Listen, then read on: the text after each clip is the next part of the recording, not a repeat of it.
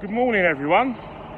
Welcome to Kenny Ken's take on the events in football. I am presently in Finsbury Park, Arsenal territory, but down the road in Seven Sisters Road, it's all happened. Firstly, Maurizio Pochettino was sacked by Tottenham at 7:30 last night, an announcement made by the club. And the club statement, I won't know the words verbatim, but what they said is that we have taken this decision with great reluctance. However, results in the Premiership from the end of the season to the beginning of the season haven't been what we would like, and we have had to make this very difficult decision. He went on to say about how they got very good players, but they wanted to go and they needed a change of direction, and that was a monumental news coming out of N17. And this morning, 6:15 when I got up, it is announced on Sky Sports and all the media outlets that Spurs have agreed a 3-year deal with Jose Mourinho. His deal will end in June 2023. Now, what do I make of this appointment? First and foremost, Jose Mourinho was the man I wanted to replace Unai Emery at Arsenal. I believe that Jose Mourinho is available, and one of the reasons why I think this is going to be a very good move for Spurs is one thing. First, his credentials. He's won 20 domestic trophies across the leagues, in Portugal with Porto, Internazionale, of course at Chelsea in 2 spells, and with Man United. And let's not forget what he did at Real Madrid. He's also won, amongst that, he's won the Champions League twice with Porto and Internazionale, and he's won the Europa League with Porto and Man United. But the first and foremost, that Jose Mourinho knows this league. People say he's on the wane and that his football is not in tune with what's going on. But the fact of the matter is that Jose Mourinho still has the ability to mesmerise, he still has the ability to galvanise his team, and he has that ability to get good results. And one thing is, he has that ability to organise a defence. And one of the things that afflicts Tottenham, especially in games away from home, is the fact that they're no longer pressing teams from the front. They're very passive in possession, and what happens is in the first 15-20 minutes of games, they get dominated by the opposition, even at White Hart Lane.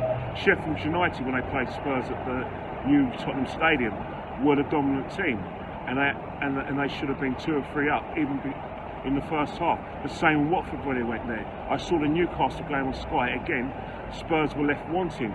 So for me, you have to understand what happened. I understand. My sources say that Maurizio Pochettino was asked to resign last week. He refused, and he wanted some more time. And what happened is that Spurs have heard that decision. Obviously, Pochettino is going to go with £12.5 million in terms of his payoff, and also with his team. But saying that, one of the things we need to look at is what has Maurizio Pochettino achieved. People are going to talk about the lack of trophies at Tottenham, but for me, what Pochettino has done and what Spurs fans love him for is the fact that he's made Spurs think they're a big club. They've been in the Champions League consistently since 2015-16 season. They were in the Champions League final last year, which they could have won, but they ran out of steam against Liverpool. Also, he's got them to the League Cup final in 2015, and for me, he's got them to the major semi-finals, albeit without success. So he has left a legacy at Tottenham. Harry Kane is one of the players that he's turned into one of the best strikers in the world. Players like Winks have come through. Danny Rose was rejuvenated. He managed to set up defence with Vertonghen and Alderweireld. So Pochettino's done a lot of good things. But I think what killed Pochettino in the end was the fact that those performances from January onwards, where Spurs had a wretched form. If you take Spurs' form from January to November, it's relegation form.